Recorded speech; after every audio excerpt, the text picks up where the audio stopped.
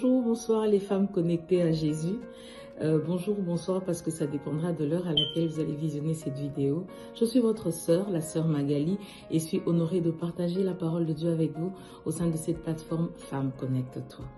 Alors vous remarquerez que de nos jours, on parle de plusieurs modes de connexion. Il existe les modes de connexion par voie filaire ou par voie Wi-Fi, pour ne citer que ces deux cas. Alors ces modes de connexion permettent d'être reliés à un réseau local ou à un réseau plus étendu. Et ce sur quoi je voudrais qu'on s'entretienne, c'est l'un des modes que j'estime être les plus fiables pour se connecter à Jésus. Il s'agit des autels. Une femme qui lit la Bible remarquera que partout dans la Bible, il a été question d'autel. L'Éternel est descendu, l'Éternel a répondu favorablement, l'Éternel est intervenu. Vous lirez dans Genèse 15, à partir des versets 7 à 18, il est question d'Abraham qui voudrait offrir à l'Éternel des animaux, un autel, un sacrifice qu'il a bâti pour l'Éternel. Et là, il dépose son autel et il s'attend à ce que l'Éternel l'agrée. Et vous remarquerez que dans le chapitre 12, c'est le coucher du soleil et Abraham est saisi d'effroi, un sentiment de peur qui l'envahit. Et là, le Seigneur se révèle à lui et lui dit: la postérité que je te susciterai sera retenue captive pendant 400 ans dans un pays étranger. Voyez-vous, l'un des bénéfices des autels, c'est que le Seigneur nous parle de ce qui va arriver dans le futur. L'Éternel nous annonce ce qui va arriver et il nous prévient. Et vous remarquerez également que dans le même chapitre 15 de Genèse, au verset 18, la Bible dit: l'Éternel établit une alliance avec Abraham. Dans l'autel, qu'est-ce qui se passe? Il y a une alliance qui s'établit entre l'homme et Dieu. Il y a une alliance qui s'établit entre l'humain et le divin. Et ça, je trouve que c'est merveilleux.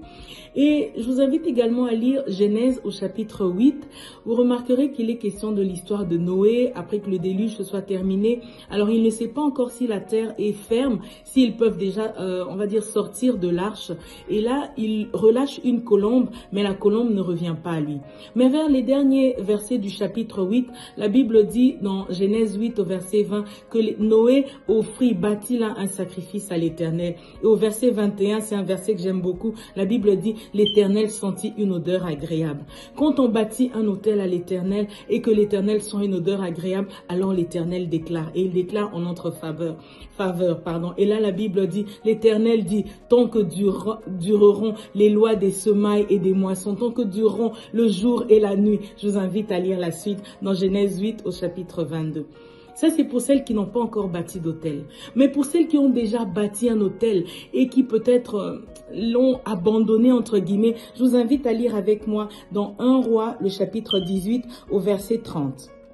Il est question d'Élie qui est face au prophète d'Akab. Et là, au verset 30, la Bible dit: et Élie rétablit l'autel de l'Éternel qui avait été renversé. Pour celles qui avaient déjà un autel, mais qui l'avaient abandonné, je vous invite, rétablissez l'autel et l'Éternel enverra le feu. L'Éternel répondra en votre faveur. Alors, pour celles qui ont déjà un autel en cours et qui sont en train de bâtir leur autel, si je puis dire, je vous invite à persévérer, à ne pas lâcher prise, parce que notre Dieu est un Dieu fidèle. Alors, qu'est-ce que j'entends par autel? L'autel, ce n'est pas forcément, on va dire, quelque chose lié à la finance ou à l'argent. L'autel, ça peut être un sacrifice, un mode de vie, une habitude, une convention entre Dieu et l'homme. Alors, un exemple d'autel, une personne peut dire: Seigneur, moi, mon autel, ce sera entre minuit moins le quart et minuit et quart, je me tiendrai là à la jonction entre 2 journées pour te bénir pour la journée qui se termine et également te recommander celle qui va commencer. Une autre forme d'autel serait une personne qui se dit: Seigneur, j'ai 1 heure de pause le midi, je vais passer une demi-heure à te bénir dans mon coin, ou je passerai l'autre demi-heure à m'alimenter si je ne suis pas en jeûne. Une autre forme d'autel, ça peut être également se dire: Père, je prends une journée dans la semaine où je prie pour mes besoins personnels et je prie également pour les besoins de ceux qui m'entourent. Voyez-vous, il existe plusieurs formes d'autel, mais qu'à cela ne tienne, tant que ça réjouit le cœur de Dieu, c'est le principal. Voilà, c'est ce que j'avais à partager avec vous, les femmes connectées. Je nous invite à nous connecter à Jésus via les autels et vous savez quoi, ça marche.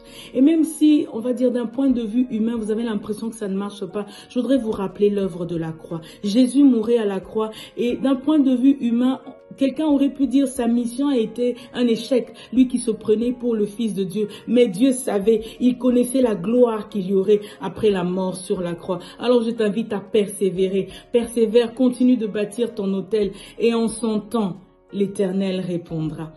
Et quant à la rubrique qui consiste à honorer une femme, permettez-moi de vous honorer, vous toutes les femmes connectées, vous toutes femmes honorables, vous toutes femmes qui passez par des situations compliquées mais qui ne lâchez rien, qui restez accrochées à Jésus. Vous passez par un temps de deuil, vous passez par des temps compliqués, par les turbulences au sein de votre famille, un enfant difficile, un mari difficile, le chômage frappe à votre porte, qu'à cela ne tienne, vous êtes là accrochés à Jésus, connectés à Jésus. Eh bien, permettez-moi de vous honorer.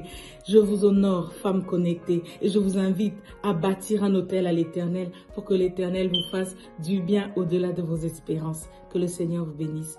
Femme, connecte-toi.